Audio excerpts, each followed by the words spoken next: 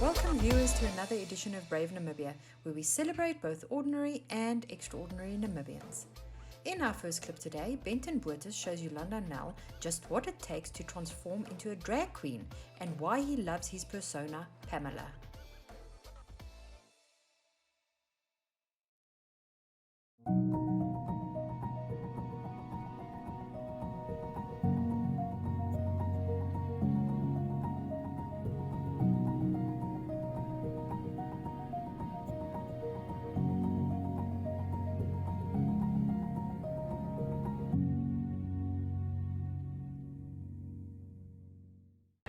Benton, quickly tell us, how did your journey come about becoming Pamela?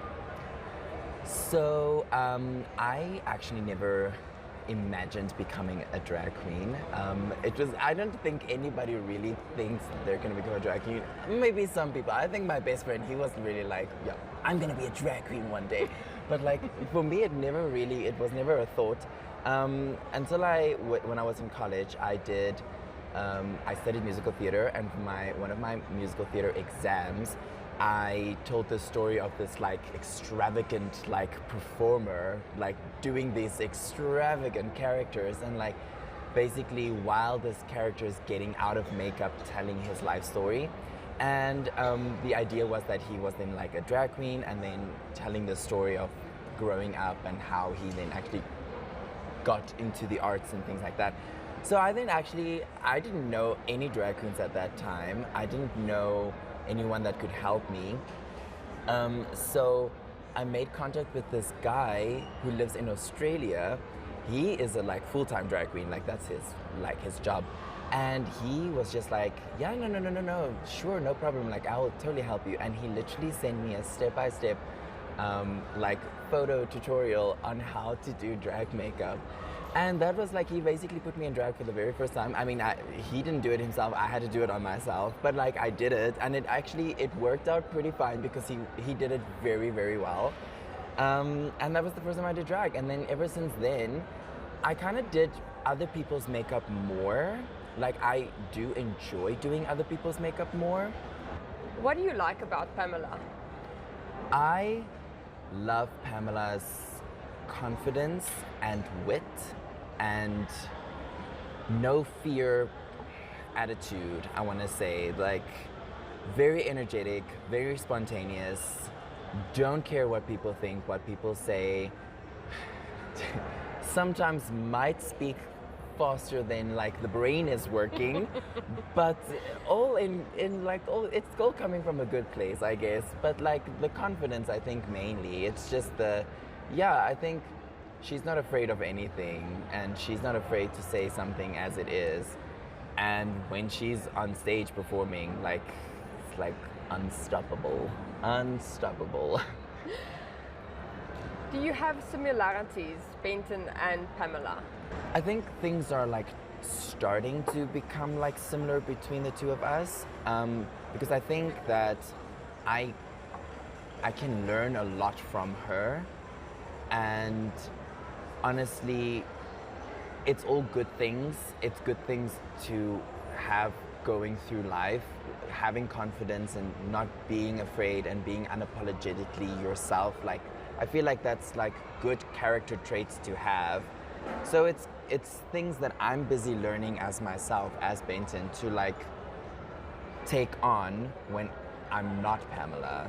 So I think it's getting there. I think it's starting. How's the support?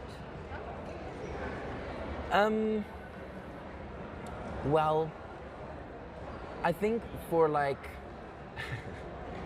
this is gonna sound so strange, but like for the random citizens that we love, you know, like the audience members, it's starting to become very big. It's starting to become very the support is getting very large. Like the audience is getting large. People are starting to really get into it and starting to love it and appreciate it. and they're showing their support. They're coming to the drag nights. They're coming to like other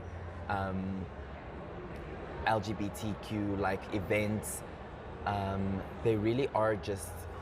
It's becoming a much more common thing with like a much more open-minded, I think, mindset. With regards to like the family, it's still like a work in progress. My sister is she supports fully 100%. My sister is my biggest fan, and she's like, I love her for that. She's probably one of my favorite people in the entire world, and I appreciate her so much. So like, she's great. She's amazing. The birth giver, she, on the other hand, she needs a little bit more convincing. She is still, she's a very conservative lady. Like, let's be real right now. She is very conservative. She doesn't quite understand the whole, like, dressing up as a woman part and, like, you know, that kind of thing. But she is starting to become a little bit more open to the idea, especially when I came home with all them dollars and she was like, oh, I understand now. Do you feel safe in Namibia? Okay, I have to tell you a story. After the last drag night, we were in full drag and we decided that we wanted to go out clubbing. And we wanted to go to a club. I'm not gonna name names because we're not gonna, like, you know. So we went to this club, but this club has a specific rule that gentlemen are not allowed to wear shorts. And I was like, oh, well, damn it. I am wearing like little PT shorts because that's what I wore to go get ready at the venue for drag night. I'm wearing like literally, like they're never gonna allow me in, but I'm not gonna go all the way home just to go get like pants, you know? Plus I'm still like, my face is still beat for the duds. Like I'm still like quite a Pamela in the face, you know? Even though I'm wearing boy clothes. I was like, you know what? I'm just gonna like put on my Pamela outfit, and I wore my shortest skirt and that blouse that mom bought me. And I literally went to the club, and first of all, they let me in. And second of all, the amount of people that came to me and was like, you're so beautiful. Like, I'm very straight, but you're just so pretty. And can I please take a photo with you? And I was blown away. So I 100%, I think like the support and the view of other people, it's changing so much that I don't have to feel afraid or like even nervous to go out in public looking like, I mean, yes, obviously there will be those little handful of people that's going to be against it and like not agree. And yes, I 100% now I feel a lot more secure and a lot more safe knowing that and experience it for myself. Benton, thank you so much for telling me your story. No, of course. You are heading overseas again. I am. Tell us about this journey. So, as I mentioned before, I studied musical theater. And then after I studied that for 3 years, I then specialized in dancing for another 2 years. People always ask me, like, how long did you study to become a dancer? And I'm like, 5 years. And they're like, what? And I'm like, yeah, I'm like halfway to becoming a doctor with the amount of years that I studied. Like, people don't realize that it's actually like a lot of work. But yes, so like I studied dancing now. I am technically, I don't like saying this, but according to qualifications, I am a professional dancer. I have worked in various professional like platforms, like on stages in different countries. And up until the whole pandemic, I was working on the cruise ships as one of their entertainment, like their dancers. And then, like COVID happened, the world went into lockdown, everybody got sent back to their countries, and I've been sitting here for like 2 years, not being able to do anything. The ship made contact and they were like, "Can we please have you back?" And I was like, "Sure." 100%. Secretly behind the phone, I'm like screaming like a little giddy schoolgirl, freaking out because I'm so happy. And yes, they want me to go back like beginning Jan. So I will literally be like New Year's and then off to LA. Sounds like a big adventure. I'm very excited. I'm very, very excited. Yes. I mean, it's the dream. I think it's every performer's dream to like go and I don't want to say work, because I don't classify my job as work. It's like breathing to me. You're living the life. It's literally living my life, and I'm like so blessed and so incredibly grateful, especially for these opportunities, because I know that not like a lot of people are like blessed with these opportunities. So I'm so incredibly grateful. Yeah. Benton, good luck Thank with this you. massive, massive journey. Please send photos and videos so that we can follow you I definitely and see will. what you're up to on that side. Of course I will. I want to share it with the world. I want Please people do. to actually like come and experience it for themselves. So if y'all feel ready, come to Princess Cruises and come do a cruise. Come find me. Thanks, Benton. Thank you.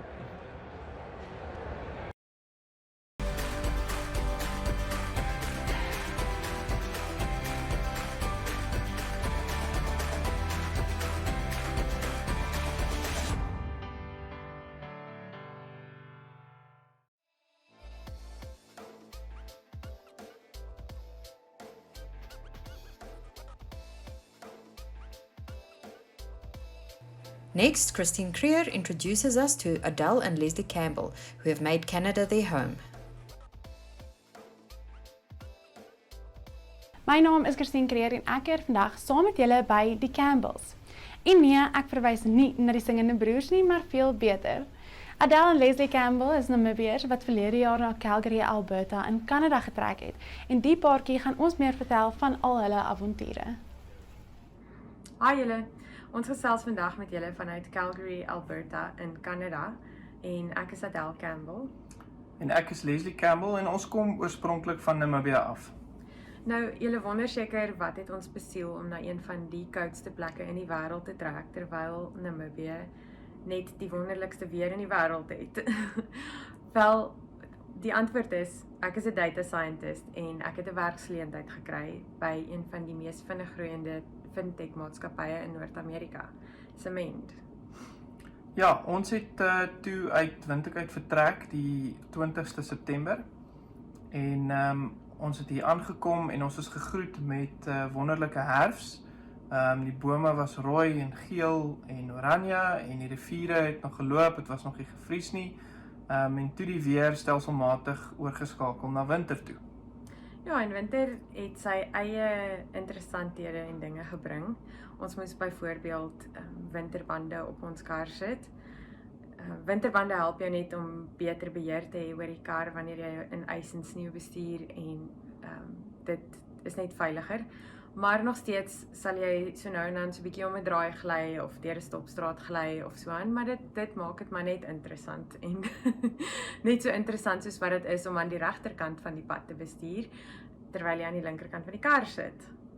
Ja, en iets wat nog interessant is jy moet 'n borsel in jou kar en so 'n skrypertjie hê sodat as jou kar buite gestaan het terwyl dit sneeu, dan moet jy die sneeu van jou windscreen afkrap en jy moet jou kar die sneeu van jou kar af ook vee.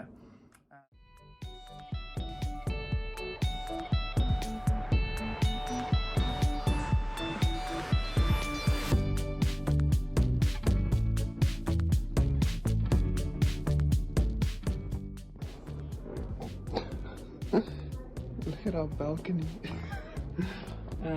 That's how high the snow is. And now it's snowing in. Wow. It is really coming down now. Yo. This is amazing.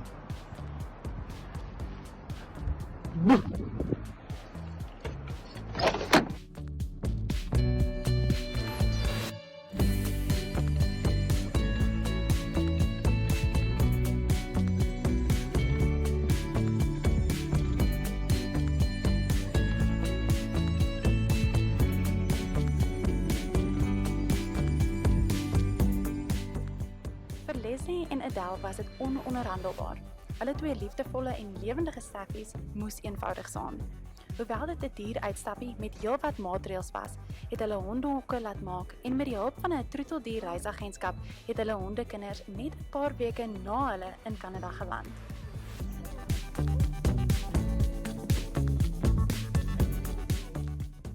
Hulle moes die twee troeteldiere by hul staat in Kanada registreer en het naamplaatjies ontvang wat die honde ten alle tye moet aanhê as hulle nie by die huis is nie.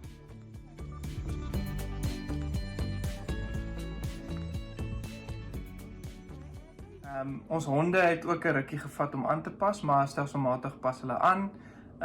Ons het vir hulle booties en sulke goed begin kry en ek dink vir 'n Namibiese hond is dit moeilik om aan te pas, om skoene aan te trek as jy moet uitgaan. Maar hulle raak gewoond daaraan en ons gaan stap gereeld met hulle. Maak nie saak wat die temperatuur is nie. So ons het al in -15, -20 gaan stap. Jy het net nie baie lank buite nie, maar ons het al gaan stap in daai temperature. Baie kort natuurlik. Ja, dit is deel van wat so wonderlik is van Calgary. Calgary is 'n baie buite dorp. Daar's baie goed om te doen buite en al is dit koud, doen mense nog steeds goed dit buite. So ja, daar's nie net buite goeders nie, daar is baie kulturele goed om te doen, soos byvoorbeeld 'n klassieke musiekuitvoering in 'n mooi kerkie. Daar is kersmarkte en soos craft breweries en sulke goeders. So ja, dis 'n baie kultuurryke plek. Ja, en die Kanadese het ook hulle eie kulturele goed wat anders is as Amerika. Hulle het byvoorbeeld Tim Hortons hierso, wat dis maar basies soos Starbucks vir Kanadese. Ja, dis een van die goed wat ons al probeer het. Ons het van die eerste goed wat ons gedoen het is ons het 'n Tim Hortons double gaan kry, wat die mense hier verskriklik baie like. Maar dit was baie soet. Van die ander goed wat ons al gedoen het is ons het net 'n uur en 'n half na die weste van Calgary is die Rocky Mountains. En dit is verskriklik mooi daar. Daar's baie om te doen. Ons het die Sulphur Mountain gaan klim. Dit was baie hoog en dit was omtrent 'n 3-4 uur hike wat ons gedoen het daarso. En dit was baie lekker. Ja, vreeslike mooi uitsig van bo van die berg af. En dit is maar net weer eens, dit kom weer terug na hoe lekker plek Calgary is om te bly. Daar's altyd iets lekker net om die draai wat jy kan gaan doen. Ons kon nou nog nie gaan ski nie, want die temperatuur was maar baie koud. Ons sien uit om te gaan ski. Binnekort gaan ons gaan ski, maar ons het nou ek wil sê die next best thing gedoen en dit is tobogganing.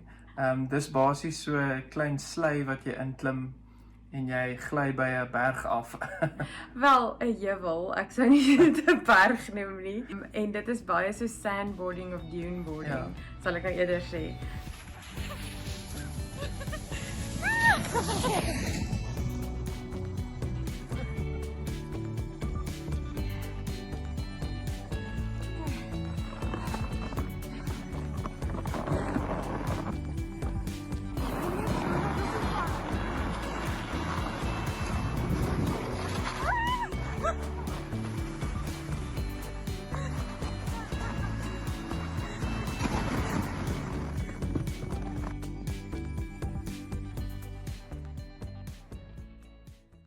Wat ons nogals baie mis van Namibia is oordentlike biltong.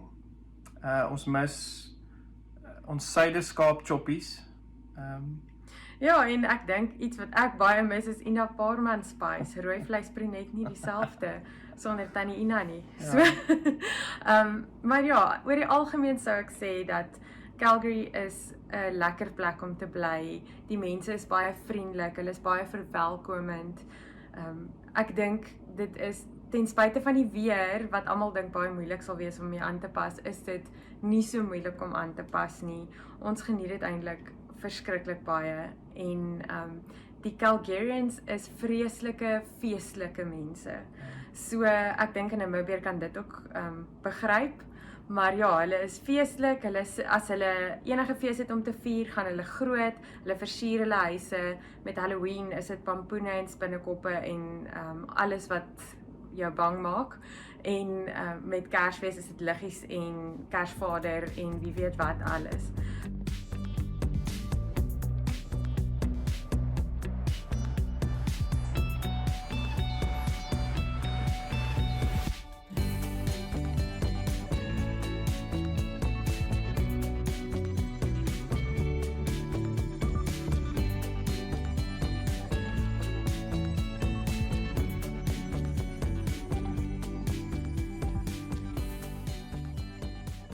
So ja, Calgary is 'n wonderlike plek en ek dink ons gaan lekker hier bly. Al is ons nog net 3 maande hier.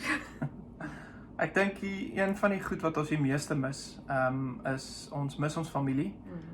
Dit was vir ons die moeilikste gedeelte van baie sê daai kant, was om familie te groet, en ons mis verskriklik om net gou-gou in die week 'n braai te hê met familie en so aan. So dit was moeilik vir ons, maar soos Adél gesê het, jy pas aan Ja. en gelukkig is daar goed soos WhatsApp call wat jy kan doen. Ja. So ons doen dit gereeld en verder geniet ons die seisoen van ons lewens. Baie dankie dat julle gekyk het en baie dankie aan Adél en Leslie dat hulle bereid was om met ons te gesels en hulle storie met ons te deel.